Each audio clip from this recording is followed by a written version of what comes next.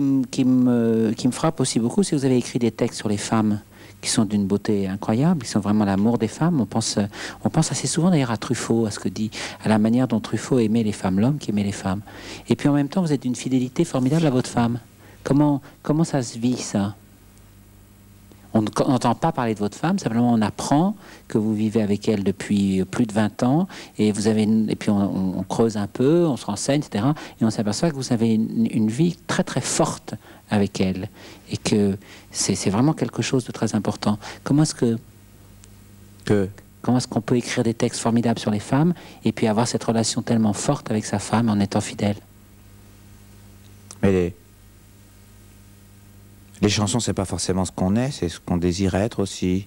On écrit des chansons où on se montre un peu comme on voudrait que les gens vous voient. C'est pas forcé qu'on soit comme ça. Souvent, quand on rencontre les gens, d'ailleurs, on est souvent déçu. Quand on rencontre les gens connus, on s'imagine que machin, c'est un aventurier, qu'il va partir sur son bateau, et que parce qu'il chante ça, et en fait, on trouve des gens qui sont accrochés à est-ce que je veux faire une télé, est-ce que... Vous voyez?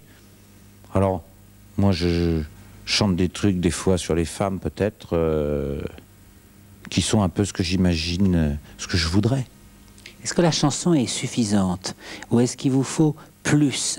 C'est-à-dire que vous avez fait des films, il y en a un qui a été un immense succès, Un été meurtrier. J'allais dire Un été 42, c'est drôle hein, comme lapsus.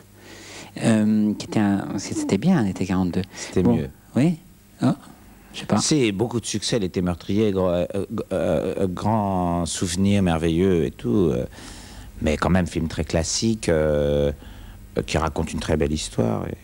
Est-ce que vous surveillez la réalisation des clips, par exemple? Vos clips sont superbes. Le clip d'Éric Fergan, par exemple, est superbe. Est-ce que vous suivez la réalisation de ça? Est-ce que vous vous exprimez à travers ça aussi? Non. Je tiens absolument à... On me demande tout le temps, participe, écrit, fait... Moi, je trouve que ça me flatte que je demande des scénarios à lire sur ma chanson. Et puis ça me flatte quand il y en a un que je trouve poétique, formidable, qui me plaît beaucoup. Puis je laisse faire le type. Moi, je suis pas... Je ne saurais pas créer des choses esthétiques. J'aimerais, mais je ne saurais pas. Je ne sais pas dessiner, je ne saurais pas filmer, je ne serais pas un bon photographe. Je laisse faire les gens, évidemment, j'en parle. Hein, et je prends le scénario qui me plaît le plus, mais je le laisse faire.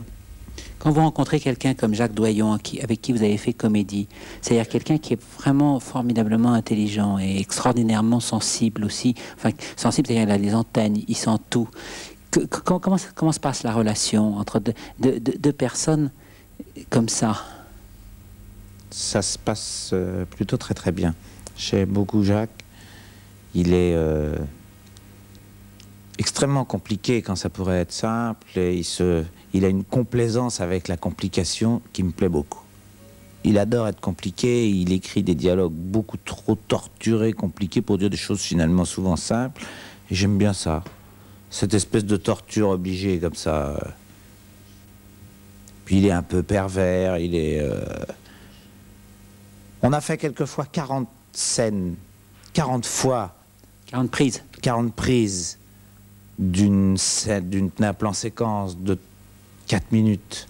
Vous voyez ce que ça peut donner comme travail à la fin de la journée. On est complètement stone, on ne sait plus ce qu'on dit et tout.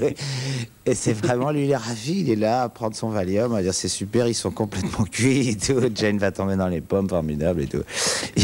Non, mais il est comme ça. Et moi, j'aime bien. Je propose qu'on regarde la bande-annonce de son dernier film. Comme ça, c'est une manière